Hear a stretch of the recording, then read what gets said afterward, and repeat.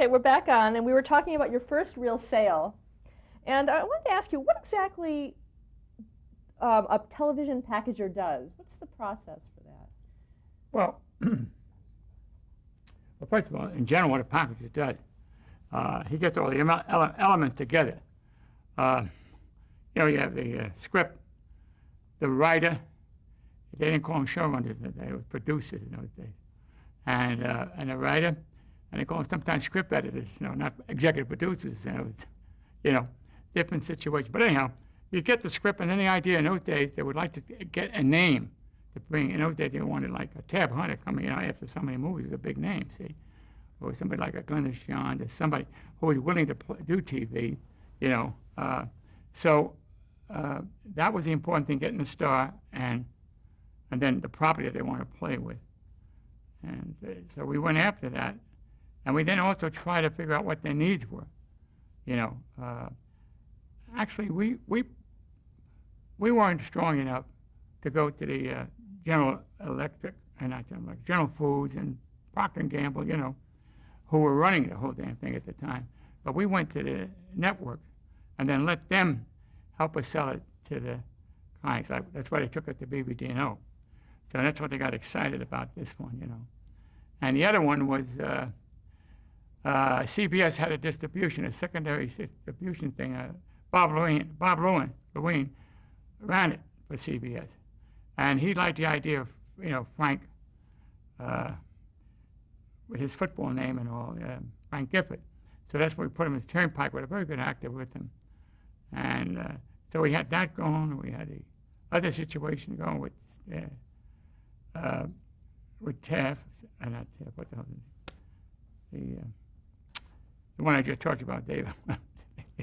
Tab Hunter? Yeah. So our idea was just to try to get half hours going, and do our best to break in that way, because we didn't have anything else, For instance, Charlie Feldman had Jane Fonda. I met with her when she was just a kid, and we were supposed to talk to her, take care of her, or some stars would come in, and before you know it, Charlie Feldman would have me escort him to the Greek star, Jules Dashin. Jules, that was the famous director, man, Only on Sunday, Never on Sunday. You remember that show? It won the award. And the Greek girl was the client for Charlie Feldman. So it took me away from TV. I would also escort these people and make sure they were all right. I met Fonda, I met Jules Dashin, I met this Mercure, M-E-R. Yeah, she's big right now, the cultural thing there. But it was all called Never on Sunday. It was a big, big hit. And it was done in Greece. So I was doing all these, stuff back and forth. And finally, I went up to Mike Dan's office, and it was at CBS. He was head of development at that time. I was in his office. See, I got to know the guys. Graham, Jesus Christ, some of the names are coming back. Here I was in New York. I didn't know who the hell to go to what. So one guy from CBS says, come on, I'll show you where they meet. And Louis and Armand, right away around from 6th Avenue, where the old CBS building was. And I think that was on Madison Avenue. And around there was this famous restaurant, Louis and Armand, I believe they called it. And he took me there. And there was all the CBS guys. And there we met and drink and this and this. And that's how I got to know these guys. Hal Graham, who worked at CBS. And he took me in. I met Katz, who became president of CBS one time. And I met them all. Frank Murphy became head of their sales. And so I got to know them. And then Dan came and said, hey, Dan, I had this Brooklyn kind of bullshit. And I was at ease with these guys. I wasn't like, oh my God, these are network guys, all that kind of crap. So one thing my neighborhood taught me is, we don't have to be subservient to anybody. We don't have to bullshit anybody. So anyway, I was in the office with Mike Dan because I did make these connections. You made them, the restaurants were to hang out. I made sure I knew where they were all hang out so that I would go in there. I found out Lee Rich, who's one of my close friends, he was a big guy in Benton and Bowles at that time I'm talking about. And so I waited outside again, like like I did with Leafy. And he comes and, hi, I got seeing you. He said, David, what are you doing here? I said, well, just going to have an appointment, but you want to talk or do anything? I mean, he said, come on with me. So I'm like, wow, Lee Rich, you know. So I follow him. He takes me to this hat shop where you buy a hat. And he gets the hat. I said, what do you think? I think it's great, great. He put the hat on. He goes back to the office and say, thanks, Dave. I really appreciate it. Got to the office. I ran back and said, man, I spent the day with Lee Rich. I said, help him buy a hat, you know, the big thing. It's like kids today in a restaurant, you know. They'll bump into Kevin Riley on the shoulder in a restaurant. They'll go home and tell their office they had lunch with him or something, you know. But these were the fun days with those, you know. And so I went up to see Dan, and I was in his office. So he said, Dave, what do you got for me? And I said, nothing. He said, what do you mean nothing? You know how many people are trying to get in my office to sell me stuff, and you have nothing? I said, Dan, I'm rehearsing, that's all. He gets the phone, he picks it up, and he said, Herman Rush. It's at GAC. Well, I knew Herman when I was through David Wolper, by the way. I was always close to Wolper throughout these years. And he said, get this guy, Gerber, a job. He's in my office. He's in everybody's office. He has no product to sell. So Herman got a hold of me. He says, come on, you want to come over? I said, yeah, because Dave was a big agency at JC. They had Perry Como, and Jackie Gleason, and they were ready to go into big time. They had the money. So Herman said, you're right. He said, to Dan, I'll speak to Gerber. Now Herman said, I want you. I said, gee, that's great, Herman. And you stay here in New York. I get you VPTV. We fine. Ooh. Now Herb Siegel, who to this day is a very close friend of mine, Lorraine, he takes Herb in a car to go to Grant. They're going to Penn Station for Herb. And in a car, he's saying to Herb, I want David Gerber. I met Herb a couple of times with friends. You know, he's getting all over the place. In Brooklyn, you say like a horse shit, you're all over the streets, you know. So I knew Herb from a few places people introduced me. And I'll go back on Herb. I'll tell you how I got to know him before. There's so many different things that you're, I haven't thought about these things for years. But anyway, so he said, Herb, I want him to be in Madison Avenue. I know, David, he's a decent those guys from Brooklyn, right? I like him. He said, make him VP and send him to Las Vegas.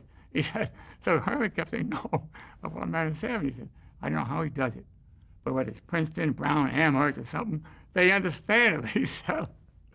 So I said, are you sure? He said, okay, go ahead, it's your. Make sure we understand this guy. So they signed me up. But he had to convince him I shouldn't go to Las Vegas. I should.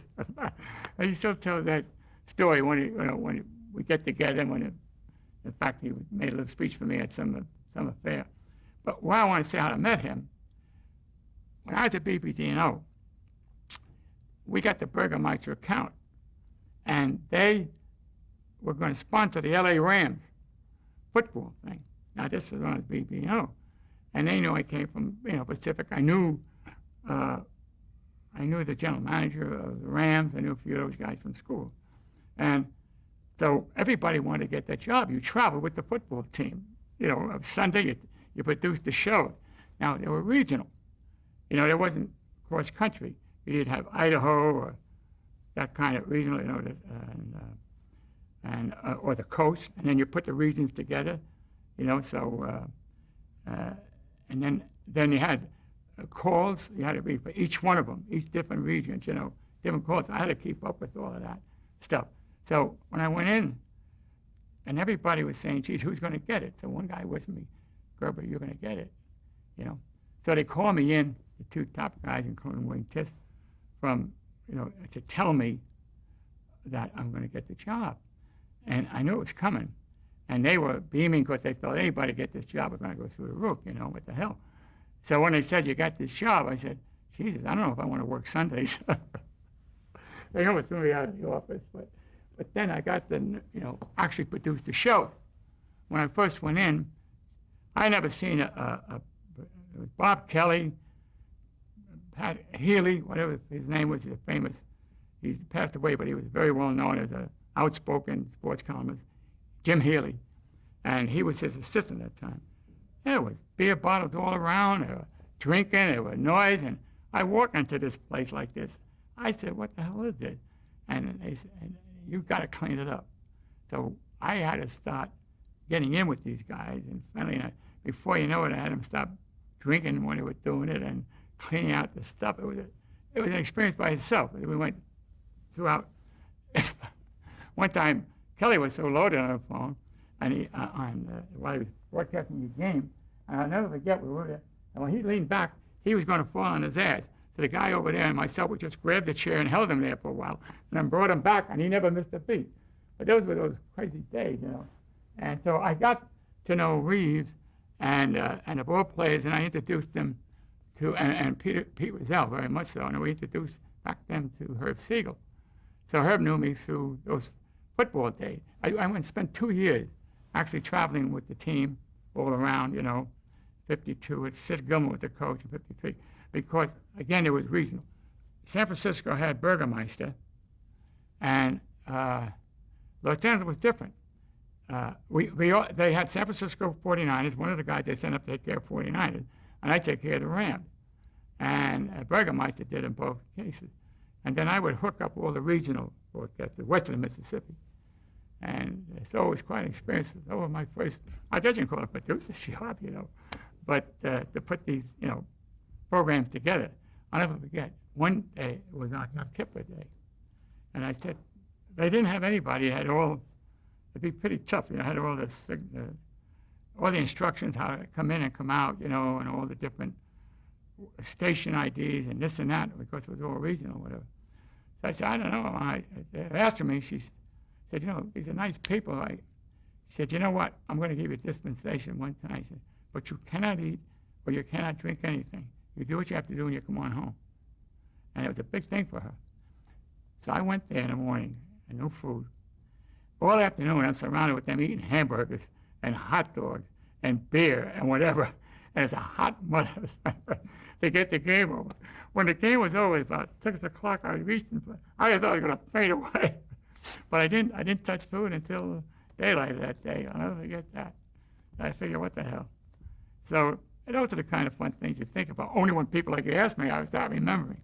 Trying to go back to the GAC, when they took me in, and all of a sudden, that we have to get into film, because they're well known, you know, big nightclub acts.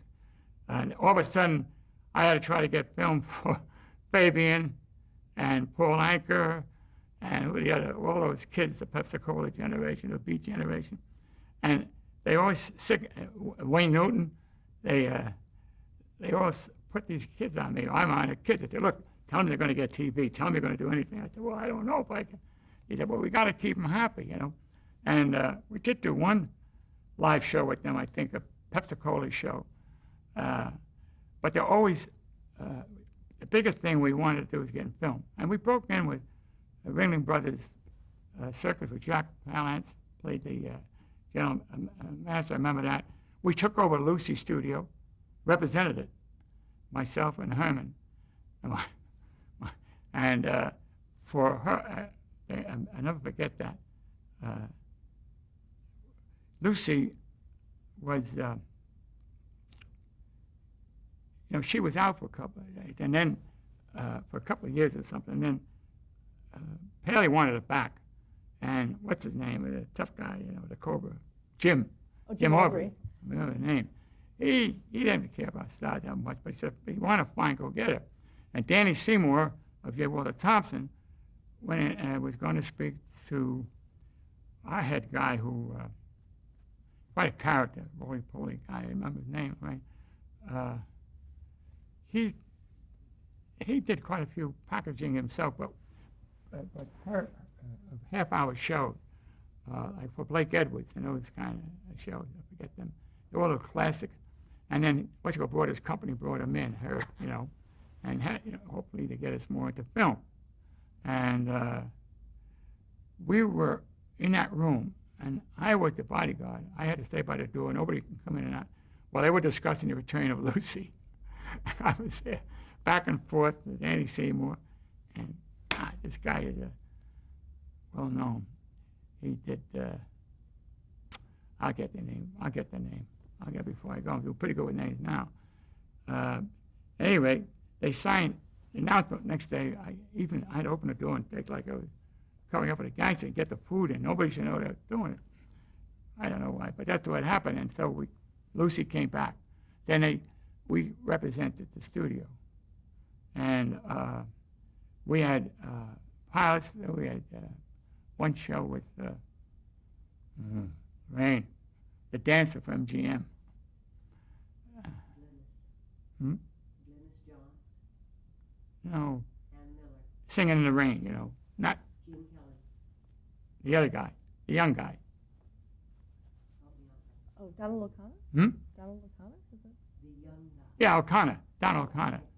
And we had a pilot with him, and we did the greatest show on earth, with Jack Palance, and we did a couple more. In fact, we were showing a pilot to ABC at the time for her. When all of a sudden Tom Moore was asked to get up and go out of the room, we said, what in the middle of a pilot, Joe Gray's pilot. And what the hell is going on here? Well, he came back and said the president was shot. And that's how we knew about the president while we're sitting there. And Tom Moore was called out, was told. And then Lucy was in there, and we had another pilot, the Donald O'Connor pilot, look at. It was almost axiomatic. We went over, and then to look at it, it was dead silence, and then finally lights went up. She said, I think we better go. Everybody better go home and just pray. So we all took off, But that was during what happened with the assassination. I had a great relationship with Lucy, and that was going fine. One of the things, my agency, to take care of Desi Arnaz. I don't know why everybody thought I was a bodyguard or something, for Christ's sakes, in those days. All of a sudden, I'm taking, keep Desi out of trouble, and keeping him out of trouble was something. Thank God I had, some bouncers on my side in the nightclub. He would start a fight. He had guts, but I don't think he could fight too well. He just had a lot of guts.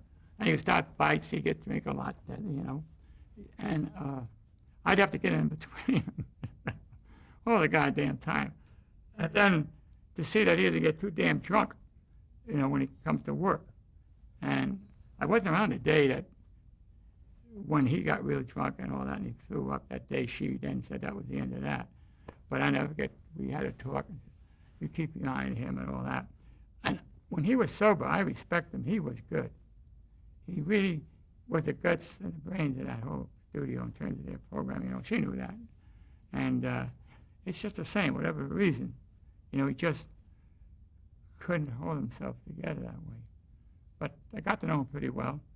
And after during my time with GAC, about 3 years or so, I got to know a lot of the networks. Now, what was happening, they were switching from half hours to hours. And one of the things is also the power was going back to the networks because of the scandals, that of the quiz shows. And so therefore the power of the sponsors were taken away and given back to the network. And that was a pretty big one because P&G and General Foods, they had about 10 shows and all that. But then again, the hours were coming in, and they couldn't afford full hours. And John Mitchell was the top, salesman. He was something. He was a big guy, and he made an impression. And he didn't cater to these guys, And I got to know him pretty well. In fact, I went to work with him later on as the years went on.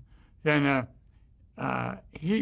but when he left, and I felt I was probably the sales guy to my packaging, And 21 was still my bailiwick, and then I'd have 3 chairs up against the wall near the bar, and they'd all come in. I'd sit them down. We'd all talk, and I had Benton and Bull guys, speaking to BBDO guys. They never got together, and I had the network guys talking to each other. I was the only one to ever get them together. I did the same thing in the Polo Lounge in Beverly Hills, hotel, and it was a wild times. And while they were doing that, they were all talking deals and this and that. They're getting to know each other. I mentioned earlier, at the bar in 21, I had the whole program out. I had Frank Murphy, head of sales, the CBS, and I forgot this other guy's name, but the sponsor, and they were arguing about, well, I like the half hour, but I want to put him here. And then he kept saying, no, I want this time. I'm going back and forth in between them like it's a tennis ball back and forth. No, I said, no, that time will be all right. No, Dave, I know what I want. So why don't you give him? Never mind, we have some. I finally got disturbed at each other. I said, the hell with that. They walked away and left me alone with the damn program at the bar. That was the end of that show, you know. And I just told the bartender, just give me another drink. But that used to be like a Turkish bazaar at 21. Amazing. And it was 3 and 4 rows around that bar. All of them were from agencies, advertising agencies, and sponsors, and network. That was the place to be. I guess Four Seasons does a certain amount of it now, but in New York. But there was nothing like 21 cents then. I mean, you know, it was just that way it was. Now, how would the agency make money in one of those deals? Who? How would the agency make money in one of those deals? Which agency you mean? Where you were working, how? Well, you would get a package fee, 10% package fee, you know, and that would be doing it. Before, but we had to stand up in GAC, you know, had to fight for the package fee, and sometimes they wanted to give it to us. They said, well, so we said, well, we got to break in, so we took 2.5% or 2%, and that made William Morris mad and made MCA mad, but. We couldn't help it. We said we had to get into the business, Herman Rush. But that's how we made our money. And, you know, we couldn't. And also, it was another service because they were making big money on the variety acts. As I mentioned, you know, they had Paul Anka, they had Jackie Gleason, he was amazing, and Perry Como at the time. And they just want to hold on to it, but they want to switch. And in fact, I had a great game show last one night. I'll never forget. With ABC, that's how I met Lenny Goldberg, and Fred Pierce. They had this game show, week was or something, I don't know. The week that was or something we had.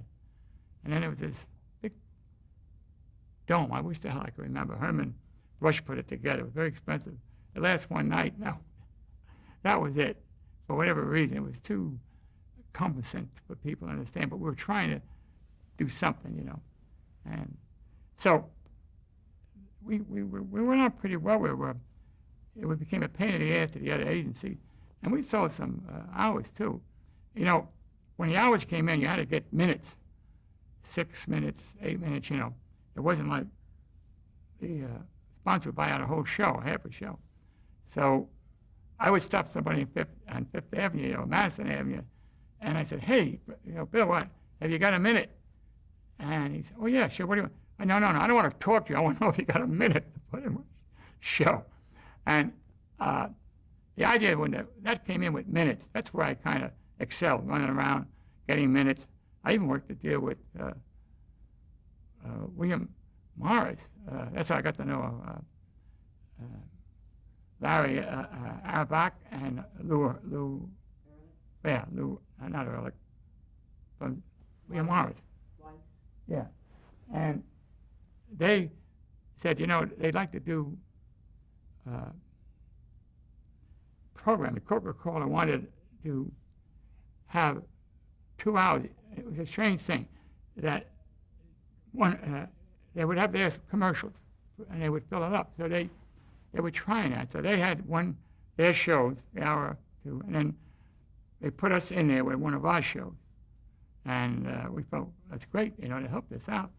And it was a kind of silly, not silly, but a strange one. It didn't last that long. I think they were trying to saturate that hour, you know, with all their commercials.